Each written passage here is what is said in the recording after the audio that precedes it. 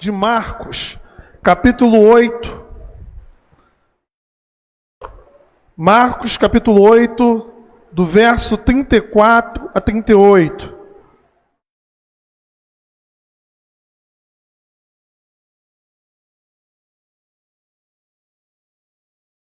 Diz assim o texto da palavra do Senhor. Então, convocando a multidão, e juntamente os seus discípulos, disse-lhes: se alguém quer vir após mim, a si mesmo se negue, tome a sua cruz e siga-me. Quem quiser, pois, salvar a sua vida, perdê-la-á. E quem perder a vida por causa de mim e do Evangelho, salvá-la-á. Que aproveita o homem ganhar o mundo inteiro e perder a sua alma? Que daria um homem em troca de sua alma? Porque qualquer que nesta geração adúltera e pecadora se vergonhar de mim e das minhas palavras, também o Filho do Homem se envergonhará dele, quando vier na glória de seu Pai com os seus anjos. Evangelho de Jesus Cristo, graça te damos, ó Pai, porque ocultaste estas coisas aos sábios e instruídos e as revelaste aos pequeninos. A igreja pode tomar assento.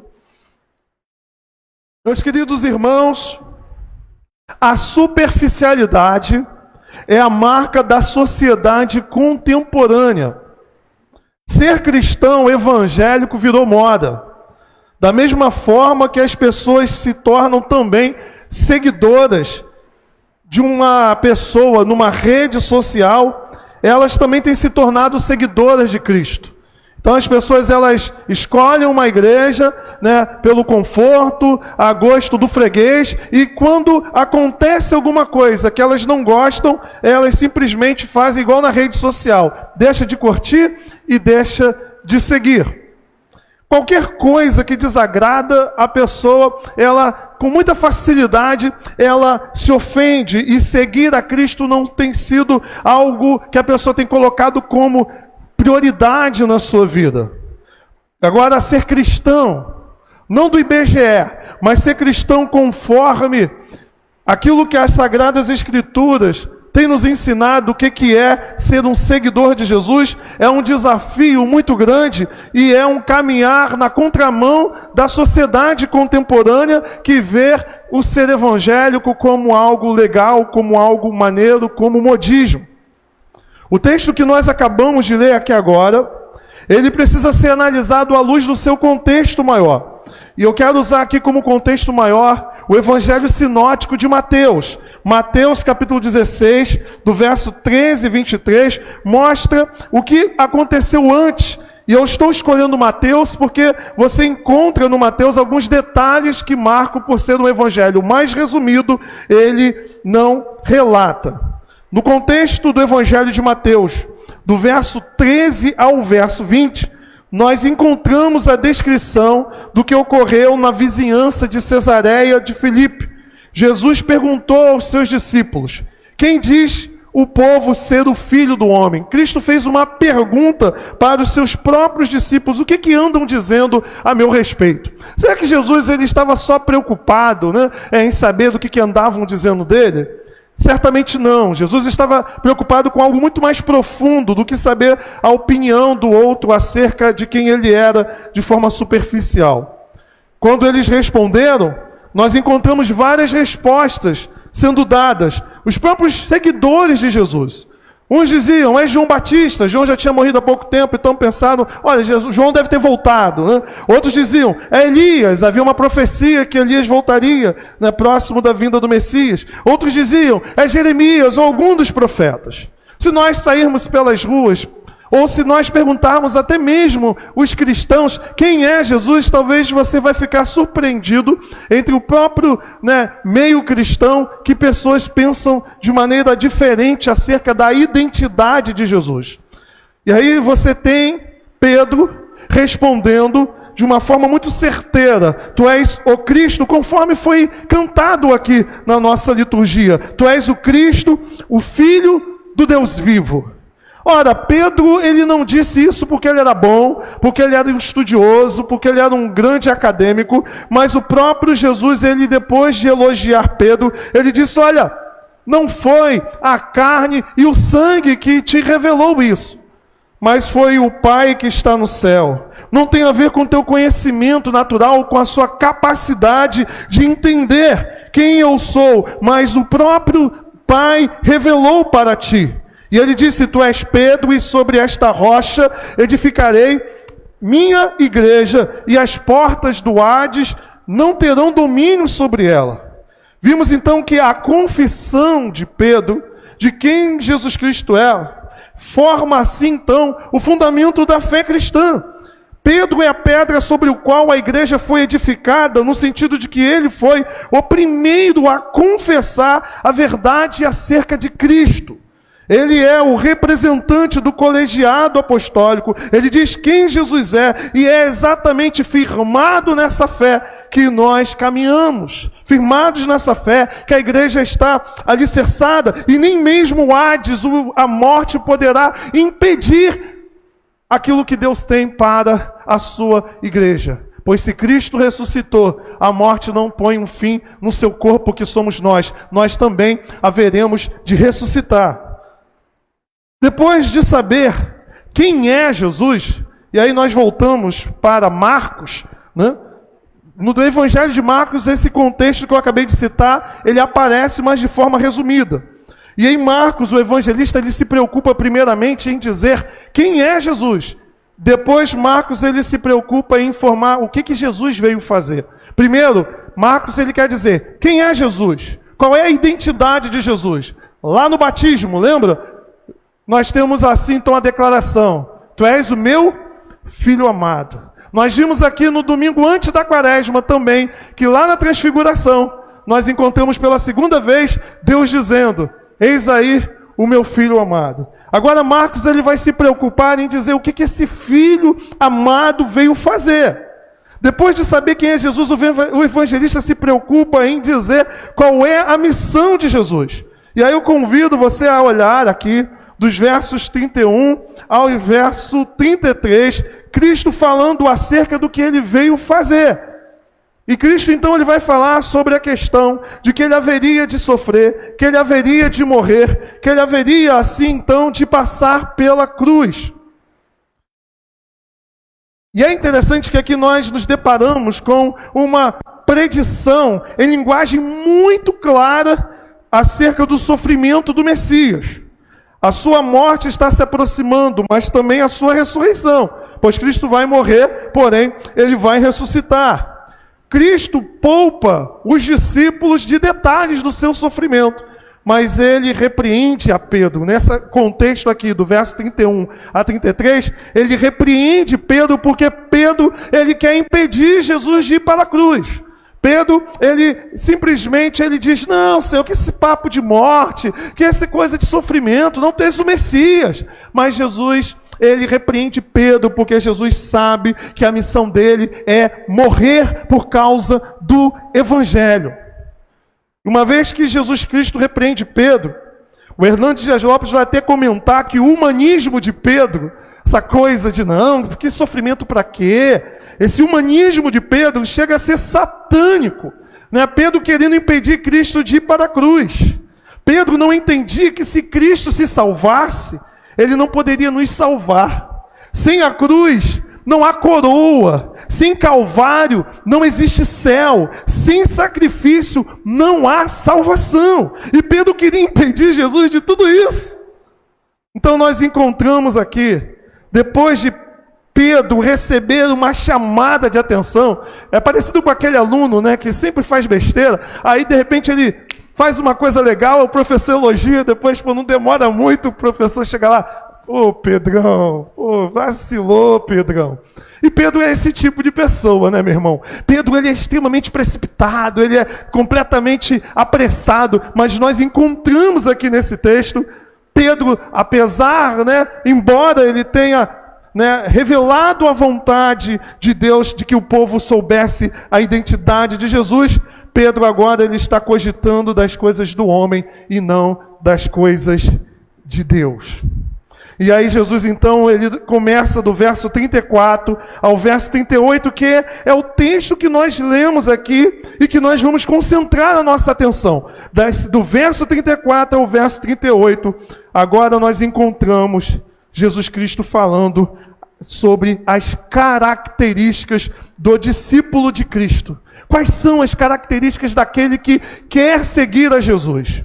Quais são as características daquele que se diz cristão? Não cristão do IBGE, não o cristão da igreja lotada, do oba-oba, do curtir e descurtir, do seguir e deixar de seguir, mas o cristão que está disposto, de fato, a pagar o preço, porque a graça, ela, embora seja graça, ela não é uma graça barata. Cristo, então, vai nos apresentar. O primeiro ponto aqui é que uma das características do discípulo de Cristo é que ele se entrega completamente a Cristo, ao seu mestre. O verso 34 diz o seguinte: então, convocando a multidão, juntamente os seus discípulos, disse-lhe: se alguém quer vir, se alguém quer vir. Então, a primeira coisa que a gente precisa entender é que há uma necessidade de querer. No grego, a palavra telei. Jesus não está falando aqui simplesmente de uma vontade baseada em emoções. Simplesmente porque eu chorei, cantei, levantei a mão, ai que coisa bonita, lindinha. Não. Trata-se aqui de você pesar, de você calcular a questão do que é ser cristão. Não ser levado simplesmente pela emoção do momento. Trata-se de você ter uma decisão, ter uma determinação, uma disposição no coração. Jesus não está falando de uma vontade que se pauta, que se fundamenta em emoções. Às vezes, meus irmãos, parece estranho o modo como Jesus lidar com as diversas pessoas que aparecem no meio do caminho. Você vê Jesus olhando para um cego e fazendo a seguinte pergunta, depois do cego clamar: Jesus, filho de Davi, tenha piedade de mim. Aí Jesus chega e pergunta: o que tu queres que eu te faça? Parece óbvio. O que tu quer? Parece óbvio. Ele é cego. Então, a princípio, parece que essa pergunta de Jesus é uma pergunta que não faz muito sentido. Mas é interessante nós percebermos que o ser humano nem sempre tem discernimento do que realmente ele deseja na sua vida. O ser humano nem sempre ele sabe o que realmente ele quer. É possível que diante de uma oportunidade de escolha, aquilo que parece óbvio, você muda de decisão, você muda de escolha, porque você vê uma outra oportunidade. Muita gente diz que quer Jesus, muita gente diz que deseja Jesus, mas será que realmente as pessoas querem Jesus? Será que as pessoas elas almejam Jesus? Será que as pessoas aspiram por Jesus? Ou elas querem as vantagens do que é ter Cristo na sua vida podem trazer? Ou as vantagens que alguém disse que ao se encontrar com Jesus, você vai ter? Há muita gente que faz parte da igreja, e nós usamos a palavra de que a igreja é a noiva de Cristo. Mas muita gente me parece que é aquela noiva que está doida para dar o golpe do baú no noivo. Não está interessado realmente no noivo, mas está interessada nas riquezas do noivo. É interessante nós olharmos que lá em João, capítulo 6, verso 26, Jesus ele vai chamar a atenção das pessoas. Vocês não estão atrás de mim, vocês me viram multiplicar os pães, vocês estão atrás do pão, e não de mim em si. Muita gente não quer seguir Jesus, mas quer uma vida melhor, mas quer uma vida menos complicada. E aí é necessário de fato que a pergunta seja feita: o que tu queres? Jesus disse: se alguém quer, trata-se de uma decisão, trata-se de uma determinação no coração de querer seguir a Jesus. O segundo ponto aqui, ainda continua no verso 34. O discípulo de Cristo é aquele que segue em total obediência para onde quer que o mestre o conduz. No verso de 34 ainda vai dizer assim: se alguém quer vir após mim, ou seja, segui-lo. A expressão no grego literalmente quer dizer ir atrás, ir depois. É como se Jesus Cristo fosse da frente e as pessoas vão o quê? Seguindo Jesus. Por onde Jesus vai, eu vou. eu vou atrás do Mestre. Portanto, seguir a Cristo é tê-lo como um paradigma, ou seja, tê-lo como um modelo, é tê-lo como uma referência de vida. É muito mais do que acompanhar, como nas redes sociais, postagem de alguém: olha, eu sou seguidor do fulano, eu sou seguidor do ciclano. Não tem a ver com seguir simplesmente por curtir ou por achar legal, mas tem a ver com se envolver, tem a ver com se comprometer. Jesus, ele não é como muita gente gosta nos dias de hoje de apenas ficar, né? Deixa eu ficar, estou saindo com alguém, né?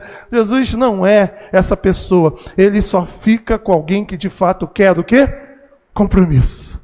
Com alguém que quer de fato compromisso. Portanto, Hernandes Dias Lopes, ele vai dizer, e eu concordo com ele, que ser discípulo não é ser um admirador, mas é ser um seguidor. Ser um discípulo é seguir os passos de Jesus. Ele caminhou para o Calvário. A pergunta é: você também está disposto a caminhar para o Calvário? Porque seguir os passos de Jesus é ir em direção para onde Jesus foi. Jesus foi para a cruz. Você está disposto a ir para a cruz? Ou você quer ficar apenas na curtida? Seguir, legal, maneiro, esse evangelho meio que Nutella, né? Meio água com açúcar, que diz um monte de coisa que não tem a ver com o evangelho, que significa ter determinação no coração e ir atrás do Mestre, para onde ele vai. Não se trata apenas de abraçar uma doutrina. Olha, eu sou cristão reformado, conheço a confissão de fé de Westminster, conheço todos os credos históricos, conheço, né, do início ao fim as doutrinas da nossa denominação. Não se trata de você conhecer apenas doutrina, mas se trata de você ter um relacionamento verdadeiro com uma pessoa, que é a pessoa de Jesus. Portanto, não estou desprezando a importância da doutrina, mas o conhecimento da doutrina não salva. Mas quem salva é uma pessoa, e essa pessoa se chama Jesus. Portanto, o discípulo é aquele que quer seguir. O discípulo é aquele que vai depois. Cristo vai e ele vai atrás, seguindo os passos de Jesus. E para onde Jesus foi? Ele foi para o Calvário, para onde Pedro queria o impedir. Mas ele está dizendo que a caminhada do cristão é em direção ao Calvário. Você está disposto a ir para o Calvário? Terceira característica do discípulo: o discípulo de Cristo é aquele que se identifica com o sofrimento do Mestre. O texto diz: a si mesmo se negue, tome a sua cruz. Então nós vimos aqui o querer, seguir, o negar. E agora nós estamos vendo o negar e o tomar a cruz. A palavra grega aqui tem a ver com exatamente não considerar os seus próprios interesses. Nós vivemos num mundo, meu irmão, marcado pelo egocentrismo. Nós vivemos num mundo marcado pelo hedonismo. Para você, o que vale é o que te dá prazer, é o que te faz sentir bem, não importando se a coisa em si é certa, mas no prazer que a coisa proporciona. E essa é uma característica da nossa geração. As pessoas só pensam em si mesmos. As pessoas estão se tornando cada vez mais aquilo que Paulo vai dizer, né, na sua carta a Timóteo, amantes de si mesmos. As pessoas, elas prestam culto para si mesmas. Conforme já disse aqui uma vez, né, o Hernandes diz, elas cantam grandioso és tu para o espelho. As pessoas estão atrás de se agradar. Elas querem ser agradadas. Elas querem apenas satisfazer o seu eu. E quando elas são confrontadas pela palavra de Deus, quando elas ouvem a palavra do Senhor, elas menosprezam a repreensão. Antigamente, quando uma pessoa ouvia uma exortação da palavra do Senhor, elas eram confrontadas a mudar de vida. Hoje elas mudam de igreja. Elas mudam de igreja. E Jesus diz negar a si mesmo. Ou seja, é morrer para o eu. É tirar o eu do trono e deixar que o Senhor governe a cada milímetro da sua existência. William Hendricks comenta que a morte de Cristo só terá valor para aqueles que se dispõem a morrer para o pecado e a morrer para si mesmo. William Hendricks ainda vai dizer que a ideia é, se alguém deseja viver como um adepto meu, ele deve de uma vez por todas dar adeus a si mesmo, ao aceitar decisivamente a dor, a vergonha, a perseguição por amor de mim e por minha causa, e então seguir e continuar seguindo como um discípulo. Todas as vezes, nós somos cristãos, mas as pessoas que estão ao nosso redor não sabem que nós somos cristãos. Eu já conheci pessoas no trabalho que só depois de muito tempo ela teve, eu sou cristão. E você, crente? Será que é um crente secreto, 007, a serviço do céu? Porque tem pessoas que você percebe que não tem nada de crente. Está numa conversinha fiada no trabalho, piadinhas imorais, está participando, tudo que não presta, participa. As pessoas se querem e se sentem constrangidas em falar besteiras perto dela, porque elas parecem compartilhar.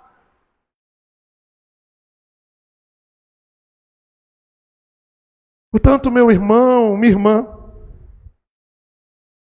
o convite é exatamente a negar a si mesmo, a tomar a cruz, a suportar muitas das vezes as coisas que as pessoas vão falar por causa da sua convicção e da sua fé, principalmente na universidade, principalmente na escola. Muitas das vezes você se posiciona e o seu posicionamento como crente custará muitas das vezes amizades. Muitas das vezes, por você se posicionar como crente, as pessoas elas sairão de perto de você, ou você virará motivo de chacota, porque você não compartilha com coisas que elas estão ali falando, fazendo. Tomar a cruz, de acordo com o texto, não tem a ver com você ter que aturar uma pessoa chata. As pessoas acham que essa é minha cruz. Né? É a pessoa chata, é a sogra, é o patrão, é o vizinho. Não tem a ver com isso. Isso é karma, né? E karma não é cristão. O cristianismo não tem karma. O tomar a cruz tem a ver, meu irmão, com sofrer por causa do evangelho. Talvez isso para a gente se torne uma coisa muito distante. Porque nós não temos aqui, pelo menos ainda hoje, uma perseguição física, como alguns irmãos sofrem em alguns países islâmicos, ou aqueles países, por exemplo, em que você tem um regime socialista. Porém, muitas das vezes você pode sofrer por dizer não ao pecado. Muitas das vezes você pode sofrer porque às vezes você tem vontade de devolver aquele tapa, aquilo que fizeram com você. Muitas das vezes você quer usar da própria justiça. E é legítimo muitas das vezes o que você quer fazer. Mas por causa do evangelho você aprende a morrer na sua vontade, a negar a si mesmo. Muitas das vezes você tem vontade de fazer coisas que você sabe que é daquela natureza que ainda está em você. Eu gosto quando Martinho Lutero disse que eu pensava que no batismo o meu velho Adão morreria afogado, mas o danado sabia nadar. Muitas das vezes, aquele velho homem, principalmente quem dirige, né? Vira e mexe, o velho homem ressuscita ali dentro de nós. Assume o controle. O tomar a cruz pode ser exatamente o negar. O morrer para si mesmo. Morrer para as suas vontades, a fim de que o evangelho, através da sua vida, possa falar mais alto. Cristo carregou a sua cruz, mas ele não disse que nós não deveríamos carregar a nossa. Cada um tem a cruz para carregar. Ele não disse, olha, eu estou carregando a cruz para que você não carregue. Não, ele está dizendo, tome a sua cruz. Portanto, Cristo levou a dele, que tem a ver com os nossos pecados, que tem a ver com as nossas enfermidades. Mas nós devemos também levar a nossa cruz. Nós também devemos tomar do cálice. É interessante, eu lembrei aqui da irmã Leila, que ela dizia o seguinte, que quando ela fazia besteira, quando era criança, né, me permita aqui usar o seu exemplo, né? A mãe dela pedia assim, olha, vai lá, não é isso? Está vendo aquela vara? Corta aquela vara ali para mim, e a vara que, que ela mesma teve que cortar será o instrumento de correção. Aquelas pessoas que morriam na cruz, elas levavam a sua própria cruz. Elas levavam o seu próprio instrumento de destruição. O comentarista bíblico Champlin diz que Jesus mostrou que o discipulado traz consigo um meio para destruir o próprio discípulo. Porque o verdadeiro discípulo deve entregar-se totalmente ao serviço do Senhor. Ou seja, é você que carrega o instrumento que vai crucificar o seu eu. Aqueles que negam o caminho da cruz para se chegar ao céu, segue a sugestão de Satanás, como Pedro. Satanás usou Pedro para tentar impedir Cristo de ir para a cruz. E no deserto, conforme vocês viram na semana passada, o diabo tentou Jesus de impedi-lo para ir à cruz. Eu concordo, meus irmãos, com o comentarista bíblico Wisber, quando ele comenta os versos 30 a 37, ele diz que do ponto de vista humano, nos perdemos, mas do ponto de vista divino, nos encontramos. Perder a sua alma é o equivalente a desperdiçar a vida, deixando passar grandes oportunidades que Deus nos dá para fazer a vida valer a pena. Podemos ganhar o mundo inteiro e ser um grande sucesso aos olhos dos homens, e ainda assim não ter coisa alguma para mostrar quando estivermos diante de Deus. Lembre-se que eu sempre falo, um dia a fatura chega.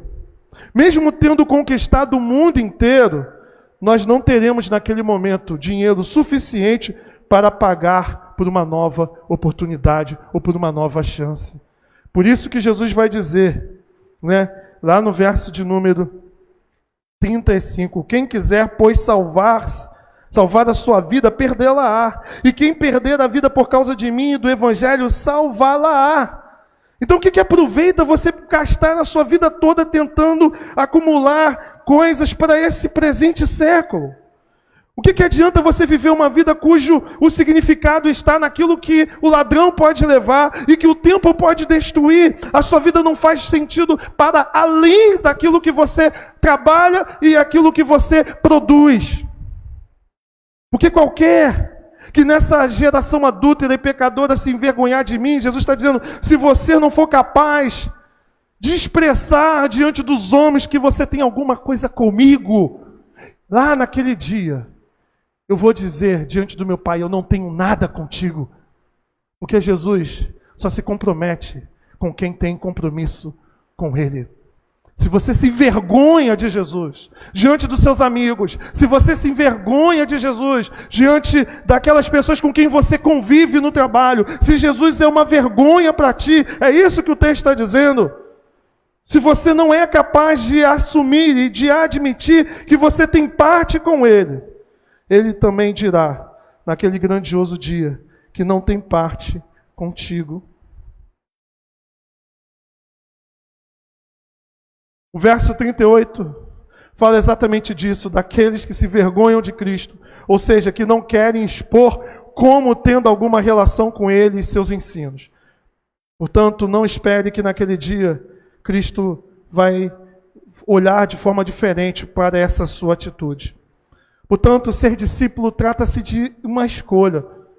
É melhor você confessar Cristo agora e sofrer do desprezo do povo, das pessoas, o deboche de você querer viver uma vida correta. E eu estou falando isso nas mínimas coisas, meu irmão. Eu não estou aqui dizendo aqui de coisas grandiosas, como, por exemplo, uma perseguição. E termos aqui que assumir ou não assumir algo que acontece hoje. Eu estou dizendo de coisas simples. Do ponto de vista do tipo, olha, eu não faço isso porque isso é pecado. Isso é pecado e eu não vou fazer. Eu não vou fazer. Eu gosto quando o Antônio Carlos diz o seguinte, quando você se sentir tentado a fazer alguma coisa que é contrária à palavra de Deus, não fique se tratando de coitadinhos, de tendo pena de você mesmo. O Antônio Carlos fala uma coisa que eu gosto muito. Nós precisamos... Eu sei que a igreja muitas das vezes é um hospital para quem está doente, para quem está ferido. Mas nós precisamos olhar a igreja como um exército.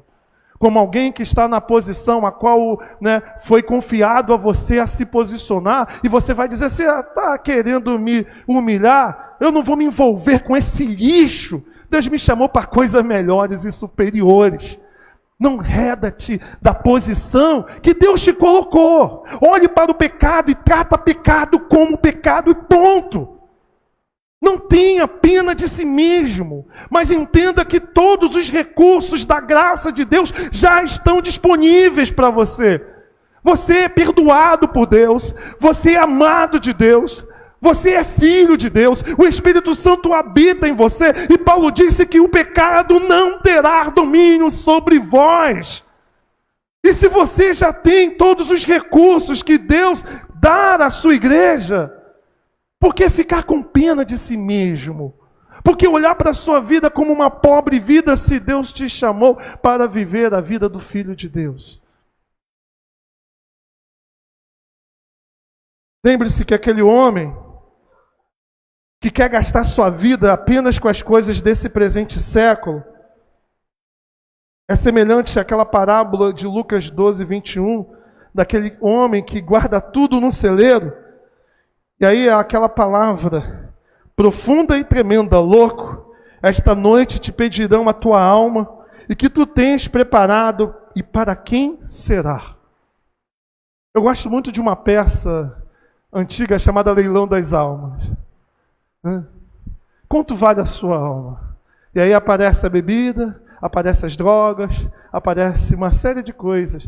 Aí por fim o dinheiro. Aí o dinheiro parece comprar tudo. Até que depois do dinheiro aparece a morte. E quem poderá derrotar a morte? Não é o Chapolin. É o nosso Senhor e Salvador Jesus Cristo, aquele que venceu. A pergunta é, para quem você está dando a sua alma? Para quem você está entregando o seu coração? Quem ou o que ocupa o trono da sua vida? A sua casa interior. Quem é que está sentado na sala com o controle na mão?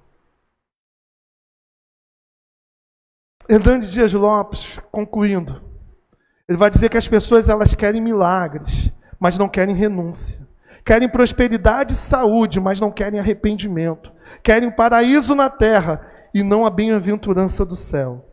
Jesus falou que se o homem que vai construir uma torre sem calcular o custo, ou o general que vai a uma guerra sem avaliar com quantos soldados deve contar, é uma pessoa tola. Precisamos calcular o preço do discipulado, e ele não é barato.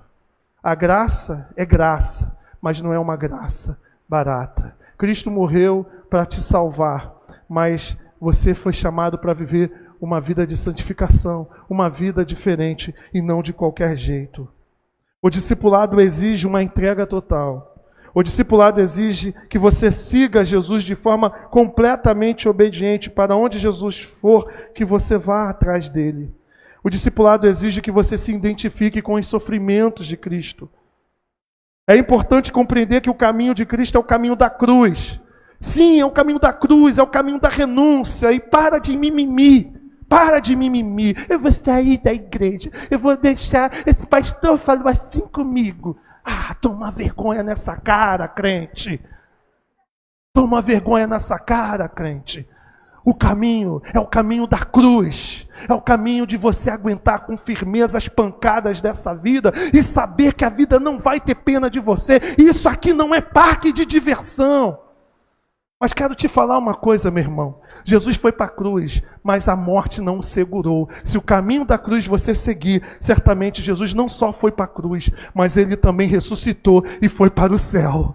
E tanto, meu irmão, esse é o caminho de seguir a Jesus no Calvário, mas também na sua ascensão.